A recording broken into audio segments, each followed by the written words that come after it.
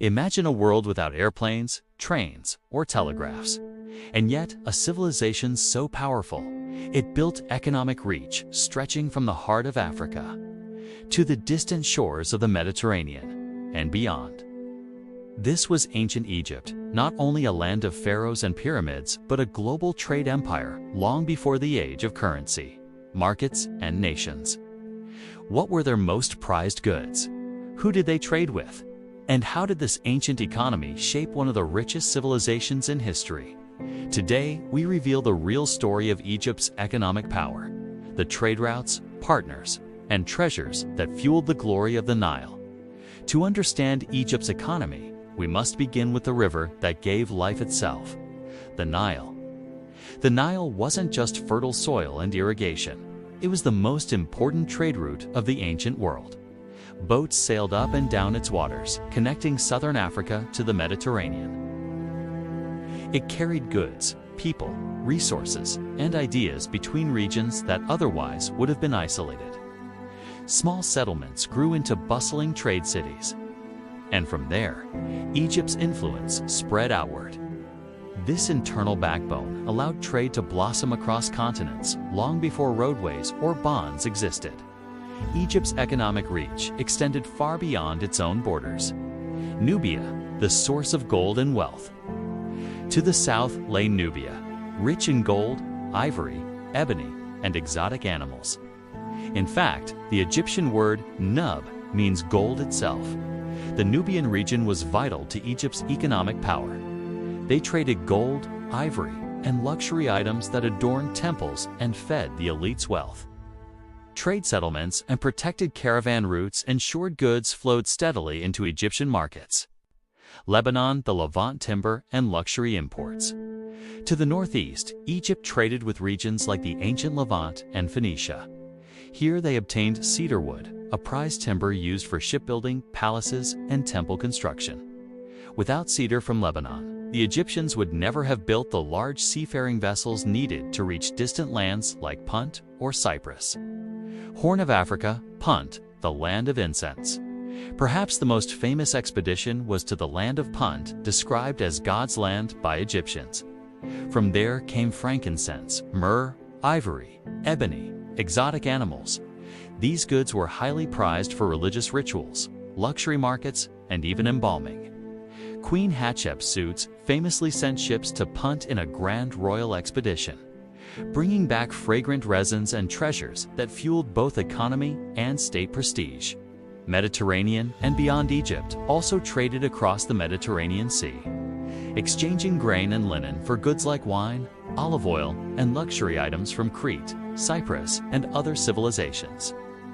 This expansive network made Egypt a central hub in the ancient world, a crossroads of commerce that rivaled even the great empires that followed. Egypt had commodities that other nations craved. Grain, Egypt's fertile delta made it the breadbasket of the ancient world. Grain wasn't just sustenance, it was a trade good that helped feed entire populations beyond the Nile. Papyrus, the material for writing, papyrus was in high demand across the ancient Near East. Scribes, merchants, and governments valued Egyptian writing material for record-keeping and administration. High-quality linen textiles from Egyptian flax were prized for clothing and trade. Gold and precious minerals. Gold mined in Nubia and sourced through trade became a symbol of wealth and divine status, fueling jewelry, temple treasures, and even political power. Egypt lacked certain natural resources, so they imported cedar wood from Lebanon, essential for shipbuilding and palace construction. Incense and myrrh, brought from Punt for religious rituals, perfume, and embalming ceremonies. Exotic animals. Animals like baboons, giraffes, and rare birds were imported from Africa via Nubian and Punt routes, sometimes used in royal courts or rituals. Metal ores, copper from Sinai, silver from Anatolia, and other metals were important for tools, weapons, and ornaments. Egyptian trade wasn't random. It depended on sophisticated routes and infrastructure. The Nile River. The river acted as a superhighway, carrying goods quickly and efficiently up and down the country. Caravan routes. Camel and donkey caravans crossed deserts and connected inland trade centers to coastal ports and foreign markets. Wadi Hammamet, this ancient dry riverbed, provided a vital connection between the Nile Valley and the Red Sea, a key link for trade with Punt and Arabian markets. Maritime routes. Egyptians built ships as early as 3000 BCE, sailing the Red Sea and Mediterranean to expand their reach far beyond the Nile. Trade wasn't just about commerce, it was politics, diplomacy, belief, and power.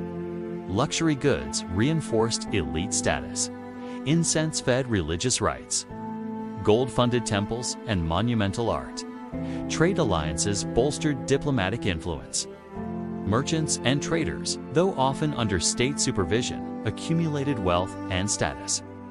And by controlling trade, Egyptian rulers extended their reach and authority across borders.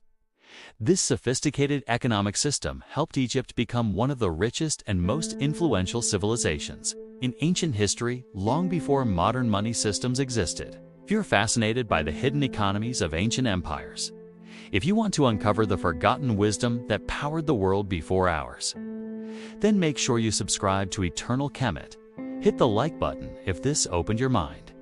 Tap subscribe and turn on notifications. Okay, and tell us in the comments which ancient trade good would you want to find today. Because the stories buried in history are not just lessons, they are keys to understanding who we are.